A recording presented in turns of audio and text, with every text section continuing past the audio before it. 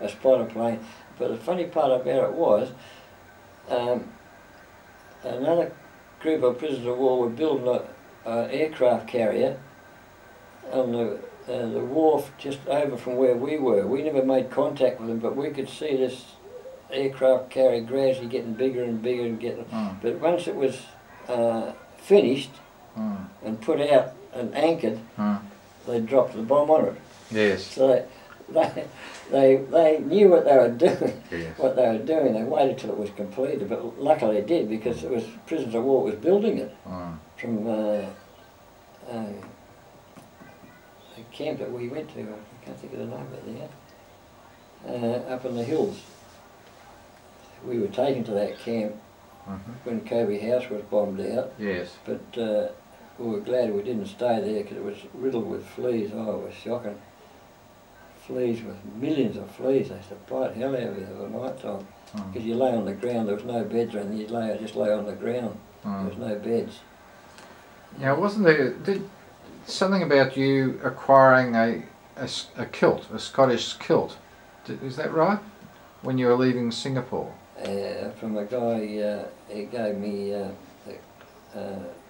kilt, and another one gave me, an orderly from the hospital gave me a sheet, which came the kilt came very handy for aligned the giggle jacket that I had, army giggle jacket that I managed to keep. I lined it with the kilt, and in the summertime in Japan,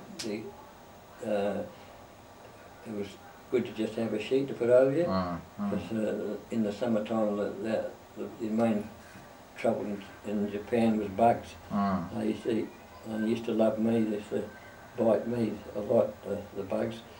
So Beasley, I can't remember the guy's name that gave me the kilt.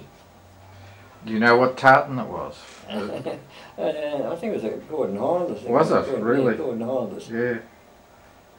Well, there was only the Gordons and the Argylls there, weren't they, here in Singapore? Yeah. But the Gordons, of course, their barracks originally was Roberts Barracks. Yeah. Yeah.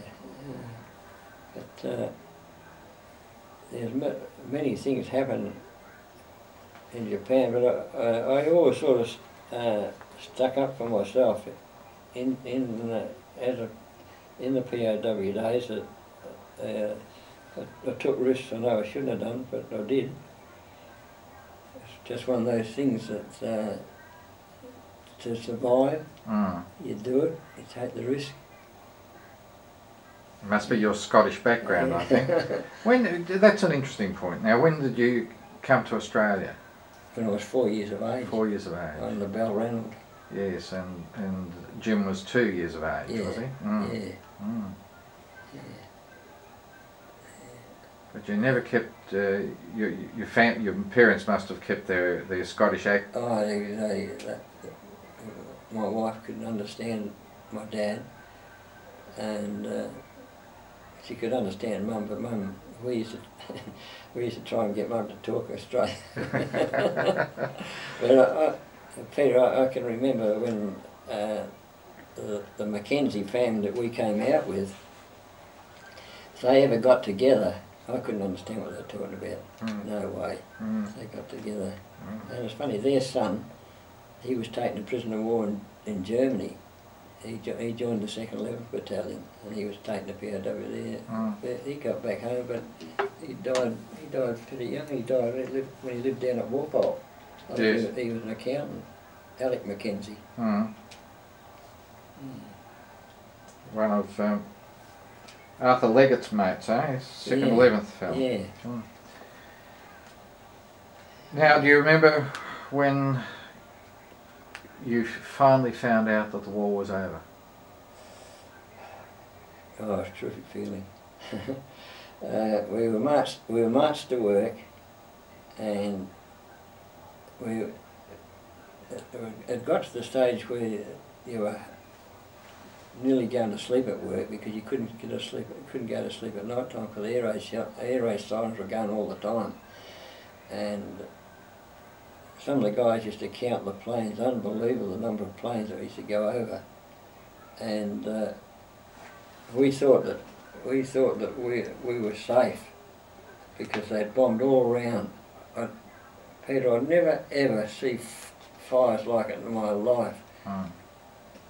Thousands of feet into the air, flames were going up because the Yanks bombed in a certain way. They bombed in a circle. They dropped these big 500-pound oil bombs, and just imagine all the houses are made of pine wood. All the interiors is grass mats. The poor devils had built air raid shelters in the floor of their buildings and in the laneways, and they must have been cooked. They would never ever know how many were killed and burnt alive, because, as I say, the Yanks bombed in a huge circle, these 500-pound oil bombs, and we were fortunate enough being up, and we were on the second floor, and we could look out the windows and you could see the mountains, and it was just like lava running down, because the incendiary bombs would light up the oil bombs and it'd be like lava running down. And well, just imagine these houses, they bombed them in a circle and dropped all these big oil bombs, then they dropped the incendiaries to set the light. And the whole thing was engulfed. Oh, enormous. Flames shooting. So I say thousands of feet into the air. You never see fires like it. Just imagine 2- and 3-story pine houses, and they'd all been engulfed. And of course, we were in a brick building. It was a warehouse. Had steel bars on the windows, even up on the third floor. There's no way to escape. Well, this morning we were all ready to go to work, and the air raid sirens went. Next thing we knew, it was us. You could hear the bombs coming down, the rush of the bombs. Of course, the 500-pound oil bomb hit our building, and the top part of the building was an attic. It was stacked with all the blankets and stuff from which they kept for us for the winter time, and it exploded up there. And everybody sort of had come down below, and I think there was a few pommies got burnt, but no serious injuries. And but they made us build an air raid shelter outside on the road against the building, and another oil bomb had hit the front of the building. The bombs were in a different building to us. It was just a joint, only a laneway separating the two. Had blown the side of their wall out, and at the same time had hit this air raid shelter we'd built, and the Japs were in that. I don't know how many of them were killed, but a lot of them were burnt, and they were screaming and yelling. And one Jap he shot one of his own mates that were screaming that much, and he was all burnt. And we were locked in, we couldn't get out. Yeah, but see, we had the 2 big steel doors padlocked from the outside. But the pommies made them unlock it. Unlock it and let us out. Otherwise, we'd all been cooked. And then there was a dead person in a barrel up on the thing. I think they even managed to get him out.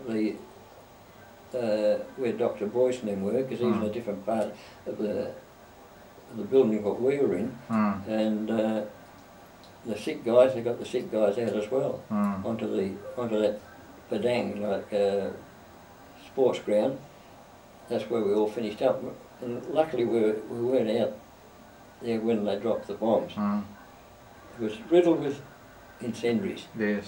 And of course, what they did then, they came down. This big B-29 came down. It felt really good, but you wished you could jump up and get on it.